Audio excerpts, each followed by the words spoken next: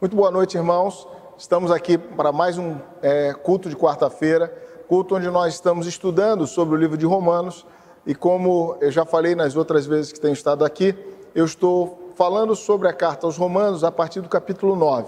Então, já falei sobre o capítulo 9 e agora eu vou trazer o estudo do capítulo 10 do livro de Romanos. Bom, estamos então na carta aos Romanos, capítulo 10, e eu vou pedir para você algumas coisas. Primeiro, pegue a sua Bíblia ou seu smartphone, você já abra ele em Romanos capítulo 10. A gente vai estar falando versículo a versículo desse capítulo 10. Por quê? Porque é um capítulo muito cristocêntrico, um capítulo em que vão trazer vários insights, vários elementos para a nossa vida cristã. E é interessante que você esteja com a sua Bíblia aberta ou com o seu smartphone aberto, para que então você possa marcar ou gravar alguma coisa que vai te chamar a atenção. Outra coisa que é importante que você tenha, sempre que você vai ter um estudo da palavra de Deus, é interessante que você tivesse uma folha e uma caneta. Para quê? Para que você pudesse anotar aquilo que te chamou a atenção, aquilo que você quer pensar mais uma vez, tá? E terceiro, como eu tenho feito sempre, esse nosso culto é gravado através do YouTube. E o YouTube tem um algoritmo, ou uma inteligência artificial, que ela entende que todos os vídeos que têm like, todos os vídeos que são compartilhados são vídeos importantes.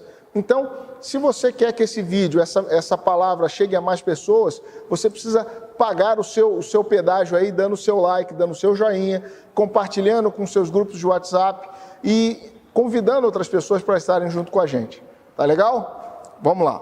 Romanos capítulo 10. Bom, antes de entrar no próprio capítulo, eu quero dar uma introdução, te colocando dentro do capítulo 10, dentro do livro de Romanos, trazendo você para entender o que estava se passando para que o apóstolo Paulo então escrevesse a sua carta aos Romanos e endereçasse ela àquela igreja que estava em Roma.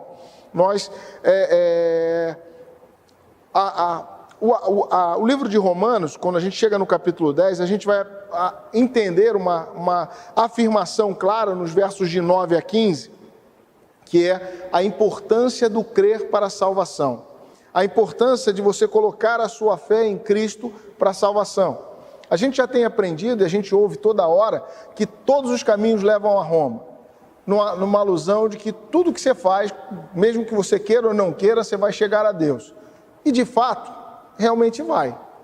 A diferença é que você pode chegar a Deus como alguém salvo e remido pelo sangue de Cristo, ou você pode chegar a Deus segundo a sua própria vontade. Qual é a diferença disso? A diferença é que aqueles que aceitam Cristo como Senhor e Salvador de suas vidas, eles têm entrada no céu, têm morada no céu. E aqueles que não confessam com a sua boca e creem com o seu coração que Cristo é o Senhor de suas vidas, esses não vão morar no céu. E não sou eu que estou falando. Você vai ver durante o estudo, o apóstolo Paulo coloca isso muito claro. Por isso eu peço que você coloque amor nas minhas palavras, que você abra o seu coração, escute aquilo que eu vou falar e que ao final desse estudo eu vou te convidar para tomar uma decisão. Eu vou dizer para você, está na hora de você tomar uma decisão verdadeira, uma decisão divisora de água na sua vida, uma decisão ao lado de Cristo. Quem é que é o autor, ou quem é que pode comandar essa decisão? Somente você. Eu posso te dar a oportunidade, mas é você quem decide. Tá legal? Bom, a Bíblia nos ensina em Hebreus capítulo 11, versículo 6, que sem fé é impossível agradar a Deus, pois quem dele se aproxima precisa crer que ele existe e que recompensa aqueles que o buscam. Isso é o que nos ensina o autor de Hebreus no seu capítulo 11, versículo 6. Por que eu trago esse livro? Trago esse texto? Porque essa epístola, ela tem de forma muito clara o sentimento de quem crê será salvo. Então, durante todo o capítulo 10, você vai ver essa ênfase nesse sentido. Enfim, em meio a um povo que não faltava fé, mas faltava entendimento, ao entendimento correto da sua fé, o apóstolo Paulo então escreve a carta aos Romanos, preocupado em ensinar com toda a sua paciência, para que eles conhecessem a justiça de Deus, para que eles conhecessem Deus na sua maior expressão, que é o próprio Jesus Cristo. Então, a gente começou a série de estudos no capítulo 9, vai até o 16, e hoje aqui a gente fala sobre o 10. Para você entender em que momento da história Paulo escreve aos Romanos, Paulo escreve essa carta entre o ano 57 e o ano 58 depois de Cristo.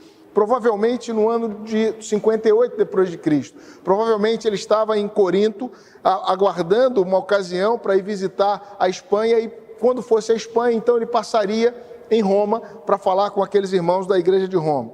Diferente das outras epístolas, a de Romano foi escrita a uma igreja em que o apóstolo Paulo não havia estado, lembra? Acabei de falar que ele iria à Espanha, então ele passaria em Roma para conhecer aqueles irmãos. Essa igreja provavelmente era formada de judeus romanos e que foram dispersos durante o dia de Pentecostes e também por gentios. Esse era mais ou menos o contexto em que o apóstolo Paulo escreve aquela carta. A igreja de Roma, por conta dessa miscigenação, crentes gentios e judeus, então criava uma certa tensão, ou uma grave tensão entre esses dois grupos. Por isso o apóstolo Paulo vai falar sobre isso. O tema central da epístola de Romanos, já comentei e vou reafirmar, é a justificação pela fé, que é um tema que é abordado em Abacuque, capítulo 2, versículo 4. Então, em meio a esse momento de embate, onde crentes gentios e crentes romanos estavam meio que discutindo apologeticamente a questão da sua fé, porque Jesus veio para os judeus, mas os gentios também foram alcançados pela graça de Deus. Então, no meio desse embate é que Paulo escreve a sua carta aos romanos, tentando trazer lucidez sobre os propósitos de Deus. Então, o texto de Romanos, capítulo 10, ele pode ser dividido em 3 partes, que eu sigo essa divisão de 3 partes, de acordo com o livro Cartas de Paulo aos Romanos, do padre Isidoro Mazzarolo, que é um exegeta, pós-doutor pela Escola Bíblica de Arqueologia de Jerusalém. Então, um homem muito estudado e que trabalhou muito bem essa questão de Romanos, e eu tenho como parte dos meus estudos o livro dele e sigo a divisão que ele faz para trazer um melhor entendimento para a gente. E a primeira parte do capítulo 10, vai do versículo 1 até o versículo 8, tem como um subtítulo a lei última, ou o objetivo da lei é Jesus. Então, a lei, ela não termina com a vinda de Jesus, mas ela aponta para Jesus, e Jesus é o ápice da lei. Então, as pessoas estavam muito ali preocupadas, não, eu vou cumprir a lei, então eu vou alcançar a graça diante de Deus, mas a lei apontava que Jesus era o Messias que havia de vir, e ele era o cumprimento de toda essa lei. Então, fica isso muito claro. Vamos lá para os versículos, eu vou pegar aqui a minha Bíblia, e você aí pega a sua Bíblia, e a gente vai acompanhando junto a leitura que eu vou fazendo. Então, eu vou ler o versículo 1 para você entender. Irmãos, o desejo do meu coração e a minha súplica a Deus em favor de Israel é que eles sejam salvos. O apóstolo Paulo, como um bom judeu, estava preocupado com aqueles judeus de Roma. E por que ele estava preocupado? Porque muitos daqueles judeus de Roma estavam tão preocupados em cumprir a lei que estavam esquecendo o principal, que era seguir a direção de Cristo na vida deles. E começaram a meio que causar preocupação. Fica clara essa preocupação que Paulo tem sobre os seus irmãos judeus por uma questão simples, a não compreensão do cumprimento da promessa de Cristo.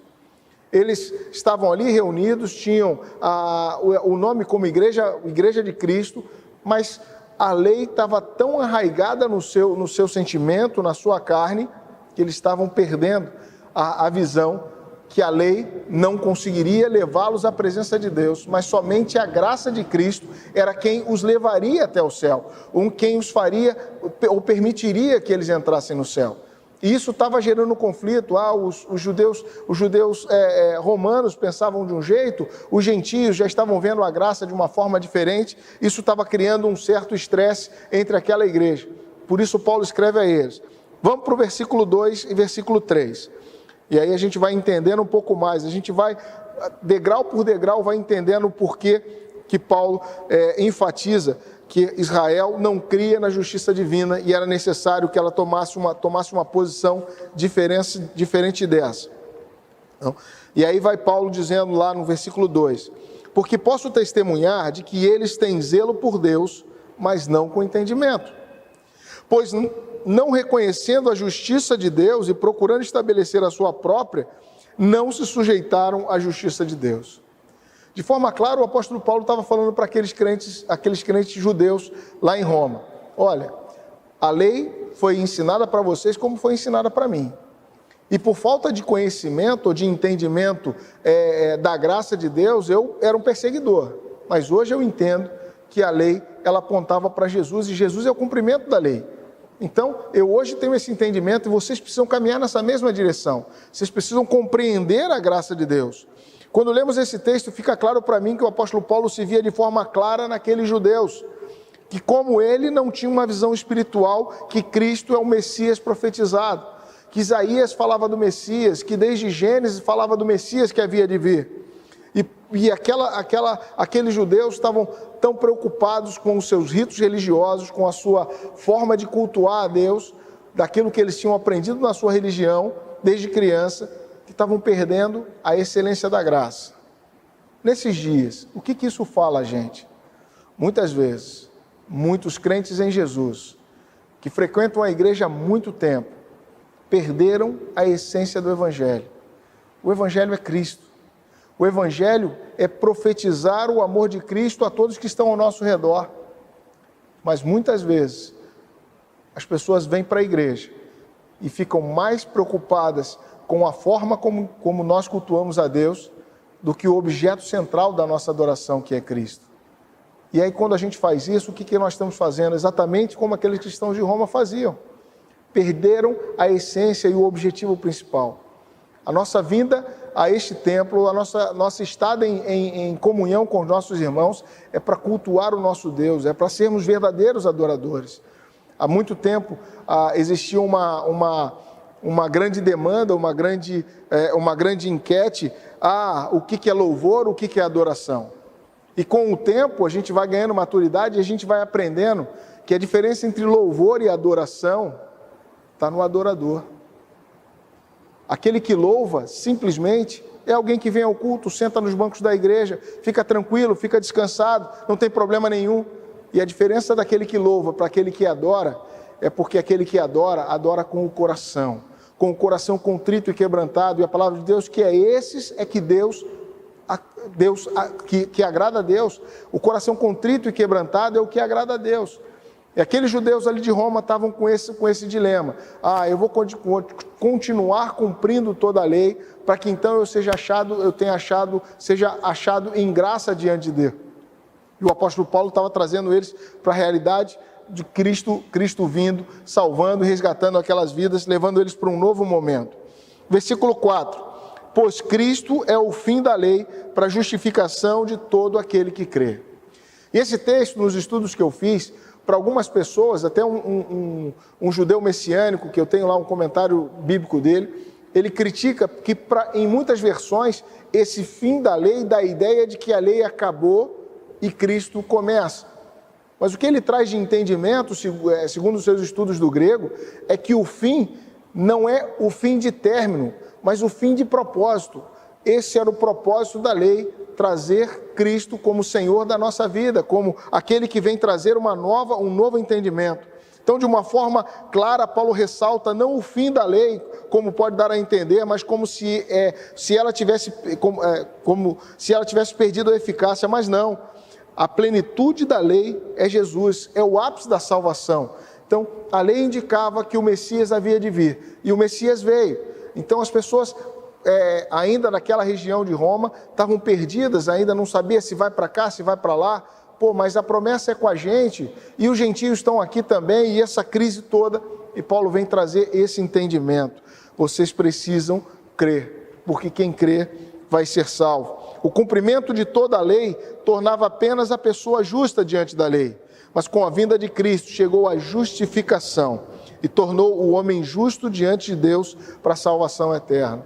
Então, aquele que só cumpria a lei estava justo, mas em Cristo nós somos justificados. O pecado não mais nos afeta, porque Cristo pagou o preço dos nossos pecados. Nós agora somos pecadores, mas pecadores remidos pelo sangue do Cordeiro. Esse é o sentimento que Paulo traz e fala àquela igreja de Roma. Vamos lá para o versículo 5. Porque Moisés escreve que o homem que pratica a justiça proveniente da lei viverá por meio dela. Esse verso traz, segundo alguns comentaristas, até mesmo uma crítica, segundo a qual a lei foi sofrendo emendas, todas colocadas como se tivessem sido escritos por Moisés, e devido à sua autoridade, então ela tinha o poder de uma lei magna, mas a lei era direta, e ela fala ao nosso coração ainda hoje. E a lei é: amarás o Senhor teu Deus de todo o teu coração, de toda a tua força. Esse é o primeiro mandamento. E segundo é: amarás o teu próximo como a ti mesmo. E Jesus vai confirmar isso quando se abre a sua Bíblia em Mateus capítulo 22, versículo de 37 a 38, e Lucas capítulo 10, de 26 a 27, ele vai dizer que a lei é amar a Deus sobre todas as coisas e amar ao próximo como a ti mesmo. É interessante que eu nunca tinha lido dessa forma os 10 mandamentos, mas o comentarista diz o seguinte: se você analisar os 10 mandamentos, os outros 8 mandamentos, eles são complementos dos 2 primeiros. Por quê? Honrar teu pai e a tua mãe, se você não ama a Deus, se você não ama o próximo como a ti mesmo, você não consegue amar o seu pai. Não matarás, não furtarás, não dirás falso testemunho. Tudo isso tem a ver com os 2 primeiros mandamentos que Jesus ressalta como os 2 principais mandamentos. Em torno desses 2 mandamentos está toda a lei, e os outros mandamentos, os outros 8 mandamentos giram em torno deles, como se fossem um complemento aos 2 primeiros, que são os mandamentos básicos para cada um de nós. A lei antiga tinha como centro a pedagogia do castigo. Já na vinda de Cristo, o sangue das vítimas dá lugar para o compromisso da redenção pelo sangue de Cristo. Agora não precisamos mais, depois da vinda de Cristo, que nenhum cordeiro seja sacrificado pelos nossos pecados, porque Jesus Cristo é o nosso cordeiro pascal. É Ele quem se fez sacrifício por cada um de nós.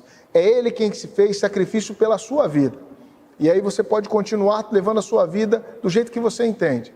Ou você pode confessar Jesus e entregar a sua vida a Ele, entender que Ele pagou o preço dos seus pecados, tá? Fica atento aí, que eu já vou te dar a oportunidade de você mudar a história da sua vida.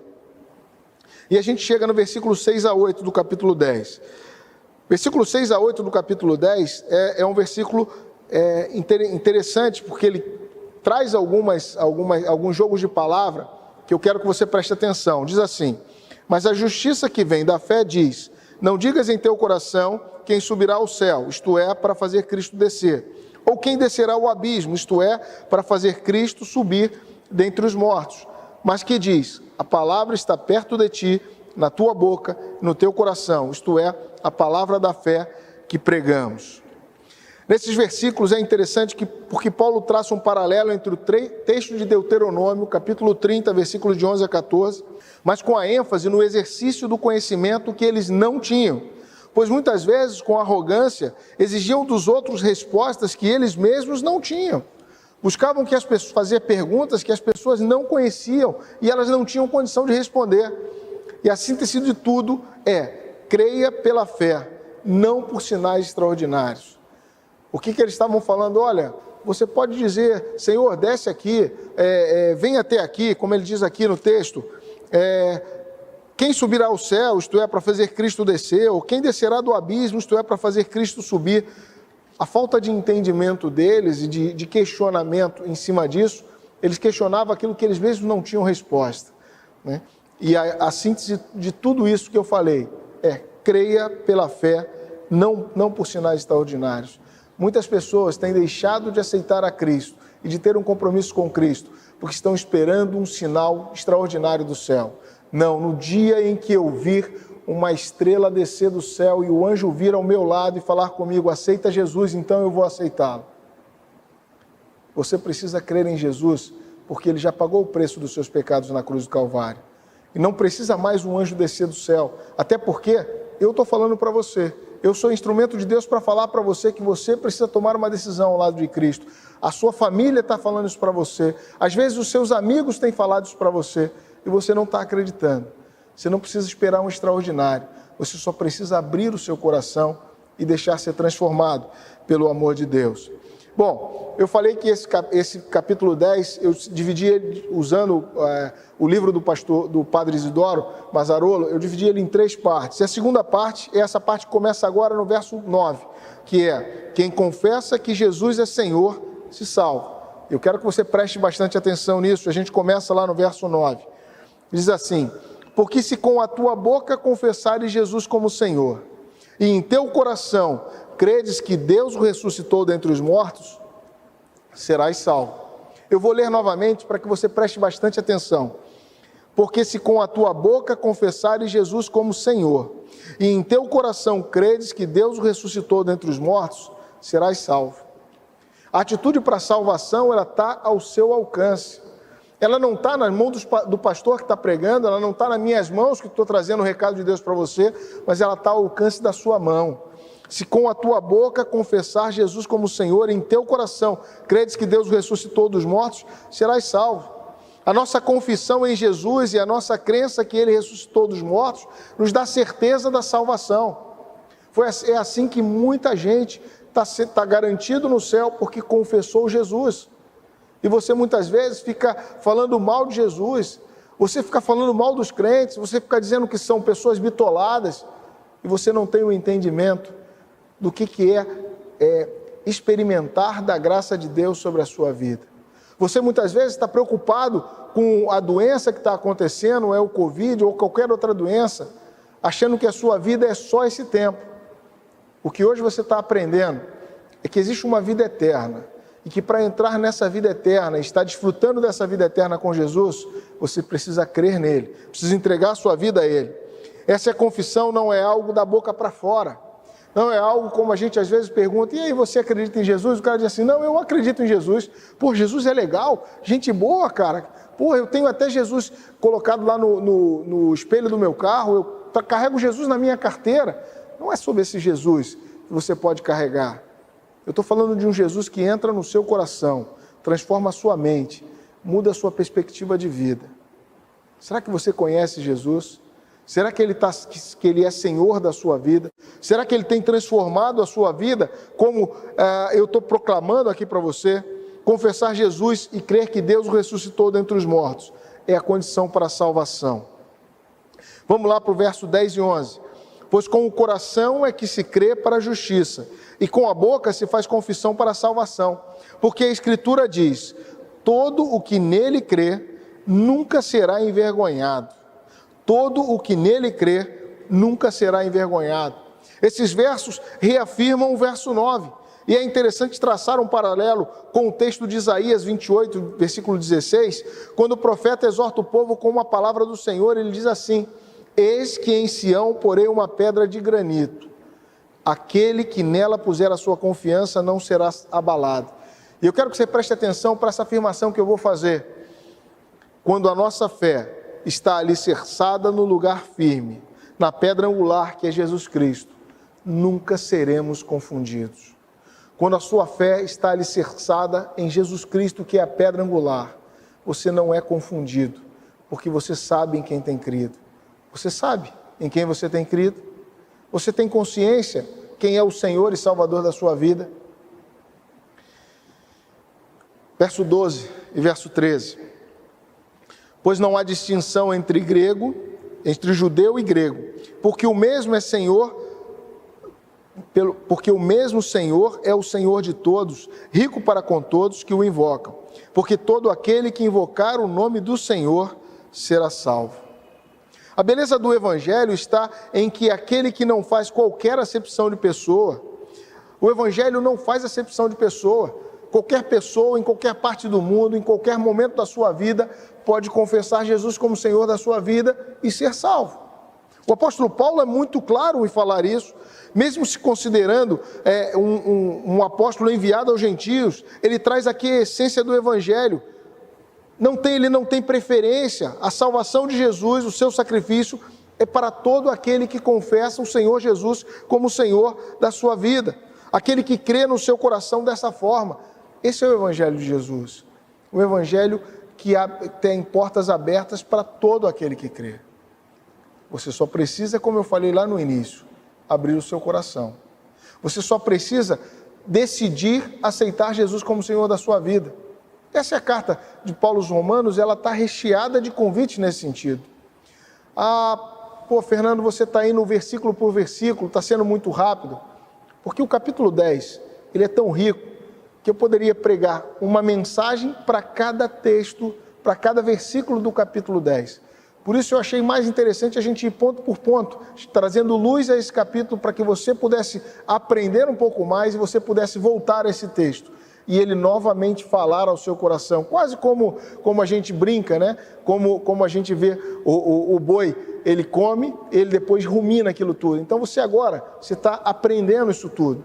E o meu desejo é que você depois volte a esse texto, para que você pense um pouco mais, para que você faça uma maior digestão desse texto e deixe que a palavra de Deus transforme o seu coração. A gente chega então à terceira parte. Quem não crê, não tem desculpa. Aquele que não crê, não tem desculpa. Por quê? Porque a palavra é clara. Se você crê, se você confessa Jesus como Senhor da sua vida e no seu coração você crê que Deus o ressuscitou dos mortos, você está salvo. Agora, se você não crê, está tudo certo. Você está escolhendo. Eu não posso influenciar na sua escolha. Eu não posso decidir por você. Mas o desejo do meu coração é que você tome uma decisão ao lado de Jesus hoje. Quem não crê, não tem desculpa. Versículos 14 e 15 diz assim: como, pois, invocarão aquele em quem não creram? E como crerão naquele de que não ouviram falar? E como ouvirão se não há quem pregue? E como pregarão se não forem enviados? Assim como está escrito: como são belos os pés dos que anunciam as boas novas. O capítulo 10, como toda a carta aos Romanos, como eu já comentei aqui, é uma oportunidade de nos deleitarmos com a preocupação do apóstolo Paulo em que os cristãos não perdessem de vista a sua responsabilidade de compartilhar aquilo que têm experimentado. Nós, como cristãos em Jesus, como pessoas alcançadas pela graça de Deus, temos que ter em nós um fogo consumidor que nos impulsiona a continuar proclamando a palavra de Deus, continuar proclamando aquilo que arde no nosso coração. Quantas vezes você se pegou sem esperança e aí vem o Espírito Santo de Deus e te lembra que você foi salvo e remido pelo sangue do Cordeiro, e que não importa as circunstâncias desse mundo, você continuará caminhando na direção do céu. Como crentes, a gente aprende que a nossa vida aqui é já na expectativa da vida vindoura. Eu vivo aqui na certeza que ao fechar os meus olhos aqui, eu vou estar com Deus lá no céu. Isso é o que me faz continuar caminhando. Quantas pessoas que perderam essa esperança. E como nós cristãos, precisamos compartilhar do amor de Deus, compartilhar aquilo que Deus tem colocado em nosso coração. O Evangelho não é algo estático, ele é vivo e precisa provocar em nós o desejo de transbordar sobre a vida daqueles que ainda não conhecem a Jesus. Se você não tem tido o desejo de transbordar na vida das pessoas que estão ao seu redor, você precisa começar a se olhar. O que está acontecendo com você? Quando passa alguém na rua e que você olha para ela e que Deus fala ao teu coração, fala do meu amor para ela, e você fica constrangido em falar, o que está acontecendo com você? Qual foi a última vez que você compartilhou do amor de Deus com alguém? Qual foi a última vez que você teve o desejo de compartilhar a sua fé com o seu vizinho, com o seu colega de faculdade, com o seu amigo do colégio? Qual foi a última vez que você compartilhou do amor de Deus para o seu familiar? Aquele que você sabe que está envolvido em tantas coisas, que está longe da presença de Deus, mas que precisa do amor de Deus. O que o apóstolo Paulo está fazendo nesse versículo, com aquelas perguntas que ele faz, é uma brincadeira, é um jogo de perguntas, buscando nos fazer compreender que o Evangelho deve ser proclamado, deve ser compartilhado em todo tempo, em qualquer tempo, e até mesmo sem tempo, por todos que já foram alcançados. Vou voltar ao texto para você entender esse jogo de perguntas que o apóstolo Paulo faz. Ele diz assim: como, pois, invocarão aquele em quem não creram? Como é que aquele que está na sua casa, aquele seu vizinho, aquele seu parente, como é que ele vai invocar o nome do Senhor? Porque eles não ouviram falar, porque eles não creem, porque você não tem falado, porque eu não tenho falado muitas vezes. Como é que eles vão procurar colocar a confiança deles em Deus, se muitas vezes a gente nem fala que tem confiança em Deus? Como crerão naquele de que não ouviram falar, e como ouvirão se não há quem pregue? E aí no final do versículo 15 ele diz: como são belos os pés dos que anunciam as boas novas, daqueles que anunciam a proclamação do Evangelho de Jesus. Nesses versículos, que o apóstolo Paulo faz essa grande brincadeira com frase, está aí a grande comissão. A grande comissão, ela não é genérica. Quando Jesus disse lá, ide por todo mundo, pregai o Evangelho a toda criatura, ele não está dizendo, faz todo mundo, ou faz em qualquer tempo, ou quem puder fazer. A grande comissão é específica. O ide de Jesus é para você, o ide de Jesus é para mim. E o meu convite a você é não abrir mão dessa oportunidade que Jesus nos dá. É uma oportunidade para o cristão compartilhar a sua fé, compartilhar aquilo que Jesus tem feito na vida dele. Porque isso pode ser tão transformador e tão extraordinário na vida daquele que está ouvindo a nossa palavra, que depois você vai ficar feliz por se sentir um instrumento de Deus na vida dessa pessoa. Vamos ao versículo 16 e 17, eu estou caminhando já para o fim. Versículo 16 diz assim: mas nem todos deram ouvido ao Evangelho, pois Isaías diz: Senhor, quem deu crédito à nossa mensagem? Portanto, a fé vem pelo ouvir, e o ouvir pela palavra de Cristo. A continuidade da nossa jornada como anunciadores das boas novas não poderá ser pautada com vista aos resultados visíveis. Muitos não darão crédito à nossa pregação. Muitas pessoas com quem a gente vai falar do amor de Cristo, eles não vão estar nem aí para aquilo que a gente está falando. Muitas pessoas vão querer pegar aquele evangelho que para nós é tão precioso e vão fazer como muitas pessoas que a gente já distribuiu o folheto, vão jogar no chão. Mas não é por isso que eu vou deixar de continuar pregando o evangelho. Não é por isso que eu vou deixar de compartilhar o amor que Deus tem falado, tem feito na minha vida, o amor que eu tenho experimentado na minha vida e que eu sei que pode ser transformador na vida daquelas pessoas.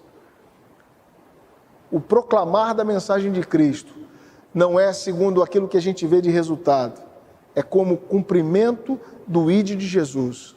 Eu e você temos a responsabilidade de sermos proclamadores das boas novas do Evangelho. Nós temos a responsabilidade de sermos semeadores do Evangelho. Se as sementes vão cair em terra boa e vão germinar, não tem problema, não é nossa responsabilidade. A nossa responsabilidade é nunca deixar de semear. Somente o nome de Jesus pode mudar uma situação de morte em uma situação de vida. Você sabe disso, você já tem experimentado disso. E você que está me vendo, que ainda não experimentou isso, o convite hoje a você é experimentar aquilo que Jesus pode fazer na vida daquele que o confessa como Senhor da sua vida e que abre o seu coração e crê com o seu coração. A gente chega no versículo 18, e o versículo 18 diz assim: mas pergunto, será que não ouviram? Claro que sim. A voz de Jesus ecoou por toda a terra, as suas palavras até os confins do mundo. E aí o questionamento que o apóstolo Paulo está fazendo é para aquela igreja. Fala, será que aqueles irmãos romanos que estão ali não ouviram aquilo que Jesus fez, não entenderam tudo o que ele fez? Naquela época o nome de Jesus foi proclamado aos quatro cantos. Os milagres que Jesus fazia provocavam o desejo de conhecê-lo e o desejo de o matarem. E o apóstolo Paulo faz um desabafo à igreja de Roma. Será que vocês não ouviram? Será que vocês não ouviram aquilo que Cristo tem feito? Pergunta que eu faço para você hoje, no tempo de hoje, hoje é dia 11, dia 12 de junho, eu estou gravando no dia 11, mas no dia 12 de maio, será que você não tem visto aquilo que Cristo tem feito na vida das pessoas? Pessoas que têm doença têm sido curadas, pessoas que têm problemas financeiro têm sido resgatados, pessoas que estão aí no vício das drogas têm sido resgatadas. Será que você não tem visto isso? Será que perto de você não tem ninguém que tenha sido resgatado? É óbvio que tem. Mas você continua querendo acreditar nas suas próprias convicções. Você muitas vezes continua querendo acreditar na sua própria certeza de vida. Eu caminho desse jeito, eu faço desse jeito e está tudo certo. Você é o dono da sua jornada. Você é o dono da sua vida. Deus te deu o livre-arbítrio para escolher o que fazer com a sua vida. Meu conselho para você e o meu convite, tome uma decisão ao lado de Jesus hoje. A gente vai para o versículo 19, a gente já vai chegando no final. E diz assim: mas pergunto ainda, será que Israel não ficou sabendo? Primeiro diz Moisés: farei com que tenham ciúme dos que não são um povo. Com o povo, farei com que tenham ciúme dos que não são um povo. Com um povo insensato vos provocarei a ira. O que o apóstolo Paulo está falando é simples. Os judeus estavam vendo os milagres que Jesus fazia entre o povo gentio. Pessoas sendo transformadas, pessoas sendo restauradas. E muitas vezes aquilo causava um ciúme entre eles, era o ciúme que gerava na igreja de Roma. E o apóstolo Paulo está fazendo alusão àquilo que aquilo que Moisés escreveu, né? Que Deus colocaria ciúme no seu povo, para que eles valorizassem aquilo que eles tinham. O apóstolo Paulo usa então o texto de Moisés, para mexer com o brio dos judeus romanos. Como Israel não teria entendido se o próprio Moisés lhes avisou que teriam ciúme de um povo que não era um povo da promessa como eles. E aí a gente chega no final do texto de Romanos capítulo 10. E aí diz lá no versículo 20 e 21. Isaías ousou dizer: fui achado pelos que não me buscavam. Manifestei-me aos que não perguntavam por mim. Mas quanto a Israel, ele diz: todo dia estendi as minhas mãos a um povo desobediente e rebelde. O texto vai terminando com Paulo trazendo à lembrança o texto de Isaías 65. Você pode ler depois. Quando Deus, através de Isaías, diz ao povo que consentiu ser achado por aqueles que não perguntavam por eles. Deus se permitiu ser achado por aqueles que não eram o seu povo da promessa. Mas a sua promessa em Jesus, ela se amplia. Todo aquele que nele crê é salvo. Todo aquele que confessa o nome de Jesus e crê no seu coração é salvo. De forma clara e direta, o apóstolo Paulo traz à igreja de Roma um alerta. Deus será encontrado por todos aqueles que o buscarem.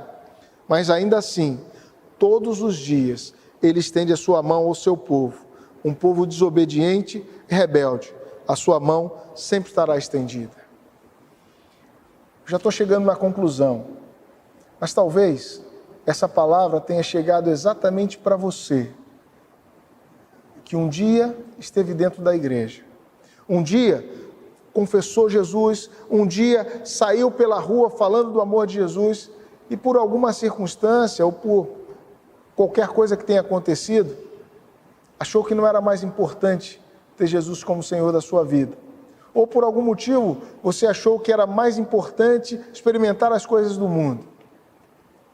O que hoje Deus está falando ao seu coração a mão dele continua estendida para você. Ela continua aberta, aguardando que você vá na direção dele. Ele está aqui, esperando uma atitude sua. Ele não entra no seu coração sem a sua permissão. Ele não muda a história da sua vida sem a sua permissão. Você precisa ir na direção dele.